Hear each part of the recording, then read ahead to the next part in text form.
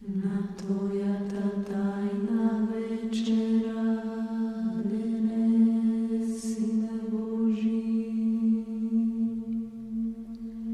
primi me za učesnik,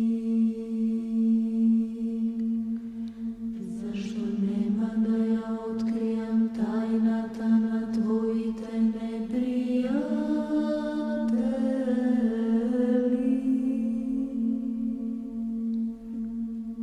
Mi tuge ti dadam celi kako Juda, no kako razbojnikov te ispoveda.